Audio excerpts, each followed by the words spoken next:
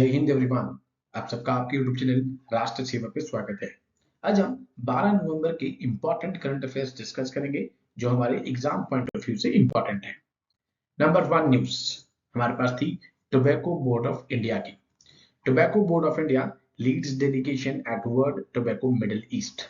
अब इस पूरी न्यूज में से क्या चीज कैच करनी थी आपको? Tobacco board of India.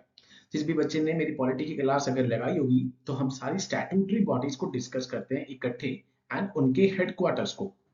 आप देखते हैं कि एनडीए एग्जाम में, सीडीएस एग्जाम में, इवन यूपीएससी सिविल सर्विस में भी कई बार पूछ चुकी है मैच द फॉलोइंग में स्टैट्यूटरी बॉडीज के हेडक्वार्टर में। तो यहाँ पर जितने भी यहाँ पर बॉडीज इंपॉर्टेंट है उन सबके हेडक्वार्टर्स मैंने एक साथ लिख दिए हैं। कॉफी बोर्ड ऑफ इंडिया जिसका हेडक्वार्टर बैंगलोर है, टी बोर्ड ऑफ इंडिया जिसका हेडक्वार्टर कोलकाता है, rubber board of India Kottayam, spice board of India Kochi में है, coconut development board same Kochi में, central silk board headquarter Bangalore में, national jute board headquarter Kolkata में, cotton corporation of India Navi Mumbai में हेडक्वार्टर है। ये सारे के सारे बहुत ही इंपॉर्टेंट हेडक्वार्टर्स हैं एंड बॉडीज हैं हमारे एग्जाम पॉइंट ऑफ व्यू से। अब टोबैको बोर्ड ऑफ इंडिया यहाँ पे इस्टेब्लिश कब किया गया था? 1 जनवरी 1976 under the tobacco board act 1975। हम देखते हैं कि स्टैट्यूटरी बॉडी होती वही है जिनको पावर एक स्टैट्यूट दे रहा होता है। स्टैट्यूट क्या होता है? Act of parliament. उसके थ्रू यहाँ पर इनको यहाँ पर पावर्स मिल रही हैं। तो टोबैको बोर्ड ऑफ इंडिया इसका हेडक्वार्टर कहाँ पर है? गुंटूर, आंध्र प्रदेश। आंध्र प्रदेश में ही एक जगह है दैट्स कॉल्ड राजमुंद्री, जहां पर टोबैको रिसर्च इंस्टीट्यूट भी यहां पर लोकेटेड है। तो इस पूरी न्यूज में ये सारी बॉडीज उनकी headquarters plus tobacco board of India का हेडक्वार्टर यहाँ पर ये इंपॉर्टेंट है।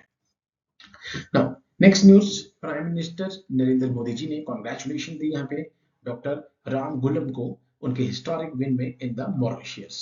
अब इस पूरी न्यूज में से आपको क्या कैच करना था अबाउट द मॉरिशियस?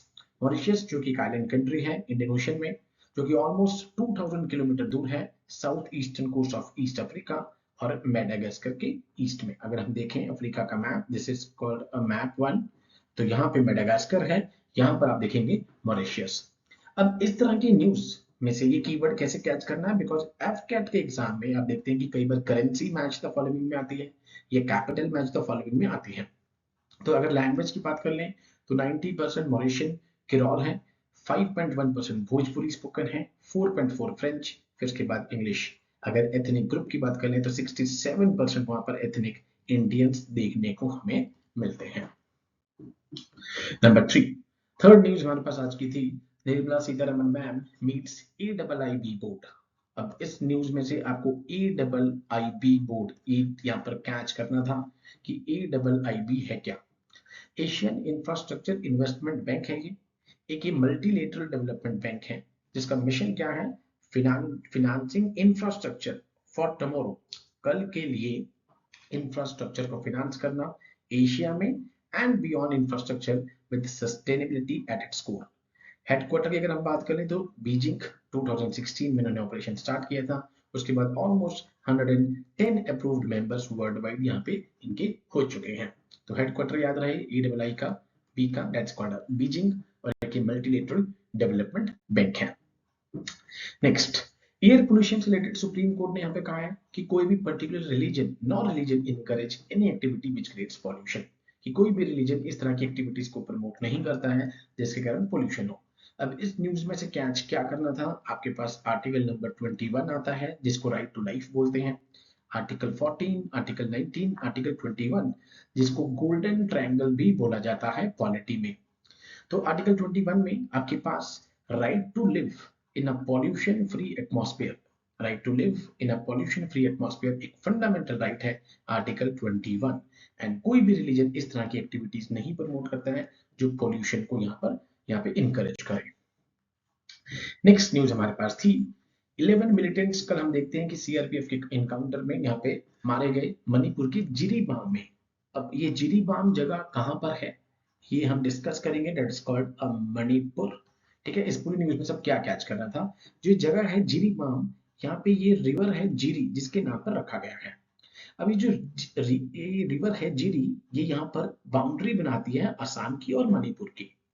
इसलिए इसको वेस्टर्न गेट ऑफ मणिपुर के नाम से भी जाना जाता है।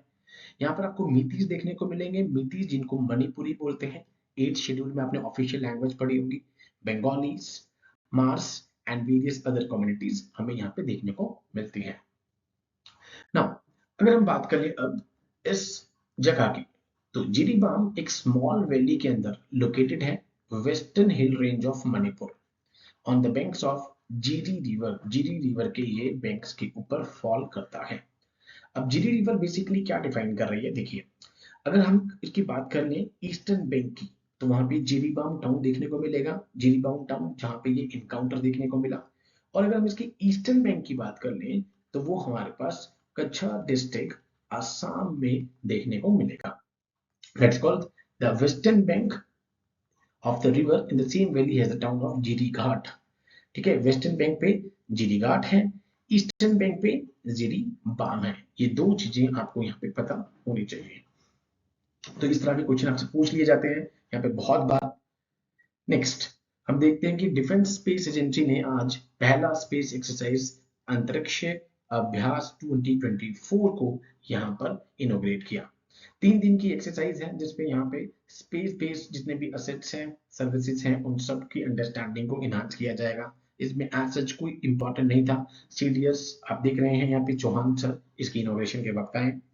This exercise intends to gain an understanding of operational dependency on space segments, stakeholders जितने भी यहाँ पे इन्वॉल्व होते हैं, तो स्पेस से रिलेटेड जितने भी एसेट्स हैं, सर्विसेज हैं, उनकी अंडरस्टैंडिंग को इनहांस किया जाता है। इसके अलावा हम देखेंगे उसमें अलाइड यूनिट्स थे, आर्मी से, नेवी से, एयरफोर्स सबने इसमें पार्टिसिपेट किया, स्पेशलिस्ट ब्रांच थी, उन सब ने इसमें पार्टिसिपेशन करी। ओके, लास्ट न्यूज हमारे पास आज की जो इंपॉर्टेंट थी एग्जाम पॉइंट ऑफ व्यू से, कि तमिलनाडु ने यहाँ पर heavy to very high rainfall expect किया है। चेन्नई में यहाँ पे येलो अलर्ट इशू कर दिया गया है। अब यहाँ पे आपसे टाइप्स ऑफ अलर्ट्स पूछे जा सकते हैं जो कि आईएमडी के होते हैं। 4 आपके पास आते हैं। Number 1 is called green alert. अगर ग्रीन अलर्ट इशू हो रखा है, दैट मीन्स कोई भी एडवाइजरी देने की जरूरत नहीं है। जब 64 mm से कम बारिश होगी 24 घंटे में, उसको कहा जाएगा ग्रीन अलर्ट। येलो अलर्ट जो कि हमें अभी तमिलनाडु में देखने को मिल रहा है, जिसमें कहा गया है कि आप अवेयर रहिए, बी अवेयर, जिसमें 64.5 से लेकर 105.5 मिलीमीटर बारिश होगी 24 घंटे में। That's called a yellow alert. ये मैच द फॉलोइंग में आपसे डायरेक्टली पूछा जा सकता है। Number 3 is the orange alert, जिसमें कहा जाता है कि आप प्रिपेयर रहिए। ठीक है, जिसमें रेनफॉल 115.6 से लेकर 204.4 मिलीमीटर तक जा रही है 24 घंटों में। ठीक है, एंड द लास्ट हमारे पास आता है रेड अलर्ट, जिसमें कहा जाता है कि आपको एक्शन लेने की जरूरत है, बिकॉज 204.5 mm से ज्यादा बारिश 24 घंटे में हो सकती है। तो इस न्यूज में से आपको जैसे ही आपको येलो अलर्ट दिखा, आपका दिमाग सबसे पहले अलर्ट हो जाना चाहिए कि टाइप्स ऑफ अलर्ट क्या होते हैं। जैसे हम देखते हैं कि इंटरपोल में अलग अलग कलर के नोटिस आते हैं, इसी तरीके से आईएमडी में अलग अलग कलर के अलर्ट्स आते हैं, जो कि अलग अलग यहाँ पे स्टेट गवर्नमेंट को एडवाइस करते हैं कि किसमें आपको एडवाइजरी की जरूरत नहीं है, किसमें आपको अवेयर रहने की जरूरत है, किसमें आपको प्रिपेयर रहने की जरूरत है, एंड किसमें आपको एक्शन लेने की जरूरत है। तो ये थे हमारे आज के इंपॉर्टेंट करंट अफेयर्स जो हमारे एग्जाम पॉइंट ऑफ व्यू से इंपॉर्टेंट है।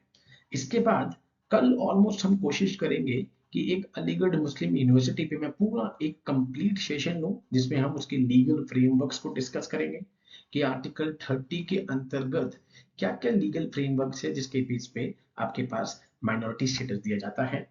रीसेंट जजमेंट जिसमें हम देखा कि 1967 की रूलिंग को ओवरटर्न कर दिया गया और कहा कि अलीगढ़ मुस्लिम यूनिवर्सिटी के लिए एक और रेगुलर बेंच बिठाया जाएगा 3 जजेस का।